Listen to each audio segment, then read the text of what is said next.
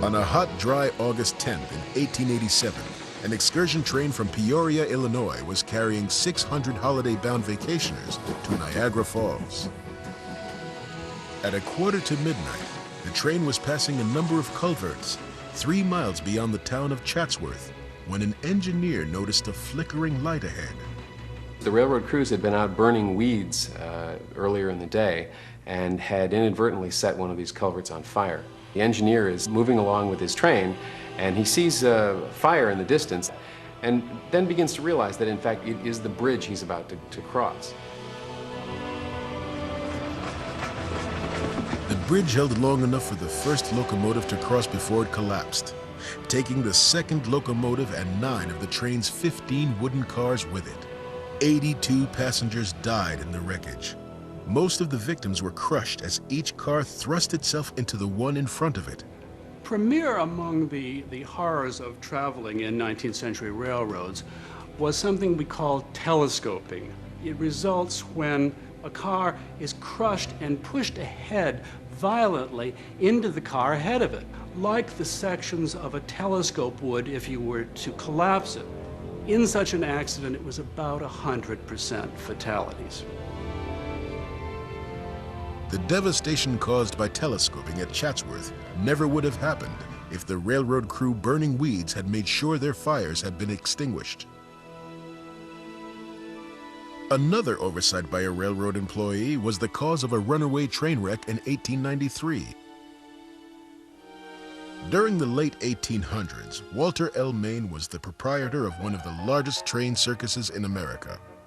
Among the troupe of 300 were midgets and acrobats, who performed gymnastic feats astride many of the show's 130 horses.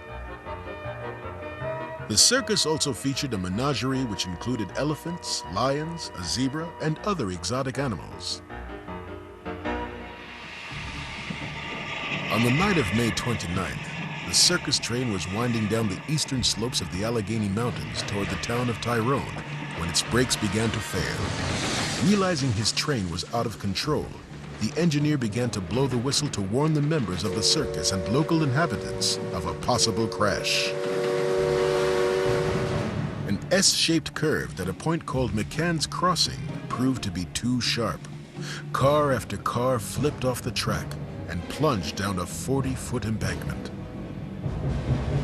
When the roar of the crash subsided, 5 people were dead, and the bodies of 60 horses were strewn along the hillside. Other animals broke free and escaped. Hannah Friday went out to the barnyard to milk the cows. She saw a shadow out of the corner of her eye, and it was a Bengal tiger in full charge of her and the cow. She leaped from her milking stool and ran to the safety of the home, and her family could only watch as the Bengal tiger made breakfast of their cow. Before descending down the mountainside, a railroad superintendent had determined the train had sufficient braking power. However, he was never told that the train's cars were twice the length and weight of a normal car. Had he been aware of the potential problem, he would have increased the train's braking power by adding a second locomotive, and the Walter L. Main circus train most likely never would have derailed. At the turn of the century, safety benefits gained through new regulations, and better equipment were constantly being canceled out by other forces. Better track meant railroads could run faster trains. The gradual implementation of stronger steel cars meant more freight was hauled. Greater efficiency gained by scheduling trains using standard time meant management ran more trains without providing more track. Therefore, wrecks continued to occur on a daily basis. In 1890, there had been 6,335 railroad fatalities. But in 1917, over 10,000 people were killed working on, struck by, or riding American trains. The following year, 1918, the death toll reached more than 9,000. The worst train disaster in American history took place on July 9th in 1918. Minutes after departing from Nashville, Tennessee, a northbound train was scheduled to pass a southbound service from Memphis along a stretch of double track. That particular morning, the Memphis train did not appear as scheduled. The northbound engineer should have stopped before the double track merged into a single track to wait until the southbound service had passed. Then it would have been safe for him to use the single track northward. For reasons unknown to this day, the engineer did not wait. A half a mile further along the line, he came around a blind curve, and before he had time to apply the brakes, the train smashed into one another at a combined impact speed of 100 miles per hour. Initial estimates put the number of dead at 121, but the official count eventually reached 101. There were also 171 others who were injured. Most victims were World War I gunpowder factory workers. An investigation of the crash concluded that the number of casualties at the Nashville train wreck would have been far fewer if the cars had been made of steel.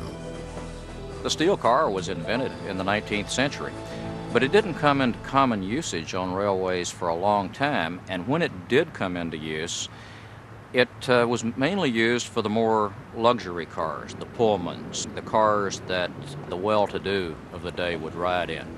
In the 1918 wreck, most of the people who died were among the poorer folks who were riding in the wooden coaches. It is believed the responsibility for the disaster belonged to the conductor and engineer of the northbound train out of Nashville. Because they disregarded the rules, the victims paid the price.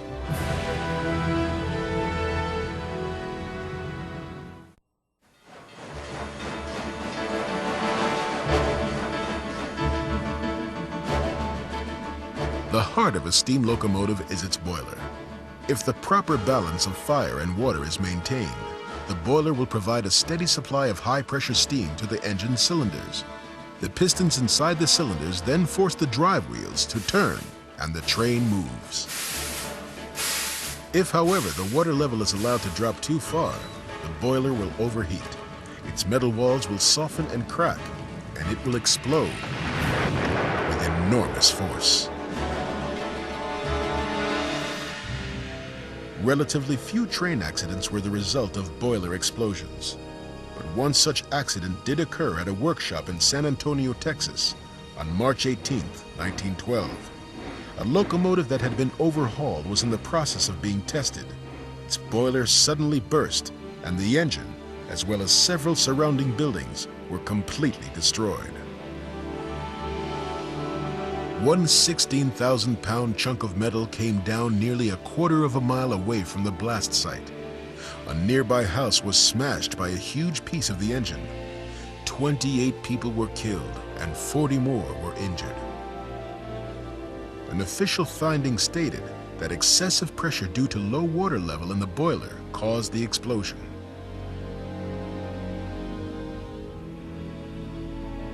Another boiler explosion happened in 1934 near Powellton, West Virginia. On December 27th, employees of the Elkhorn Piney Coal Mining Company and their families were returning home on the company's train. Without warning, the engine's boiler exploded. After being thrown into the air, it came down on top of the first coach of the train.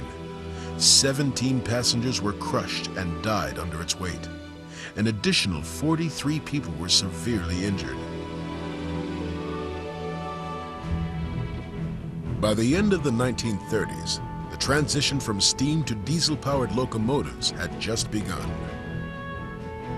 In 1939, one of the most notorious train wrecks in American history involved a diesel-electric streamliner known as the City of San Francisco. Owned by Union Pacific, it was among the most beautiful trains of its day, and it could make the 2,263-mile journey from Chicago, Illinois to Oakland, California in just under 40 hours. At 9:30 on the night of August 12th, the streamliner had just passed through Carlin, Nevada, heading west. Gliding along at 60 miles per hour, it started to cross a